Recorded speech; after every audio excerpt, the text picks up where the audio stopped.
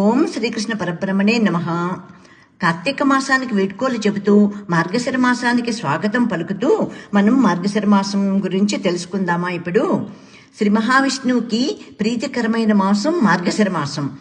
బృహత్సామ తదాసాంనాం గాయత్రీ ఛందసామహం మాసానాం మార్గశీర్షోహం ఋతూనాం కుసుమాకరం అనే శ్లోకంలో మార్గశీర్షాన్ని నేనే, 6 ఋతువులలో పుష్పసౌరభం నేనే, సామవేదానికి చెందిన గానాలలో బృహత్సామాన్ని నేనే, ఛందస్సుల్లో గాయత్రి ఛందాన్ని నేనే, శోభ అధికంగా ఉండే వసంతకాలాన్ని నేనే అని శ్రీకృష్ణ పరమాత్మ భగవద్గీతలోని విభూతి యోగంలో ఆయనే తన నోటితోటే సెలవిచ్చారు. శ్రీకృష్ణ పరమాత్మే స్వయంగా పేర్కొన్నారు. మార్గశిరం అంటే నేనేనని చెప్పుకున్న మాసం ఈ మార్గశిర మాసం.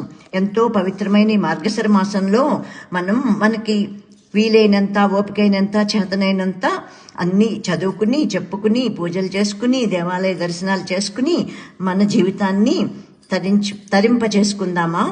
ఓం శ్రీకృష్ణ పరమాత్మకి జై.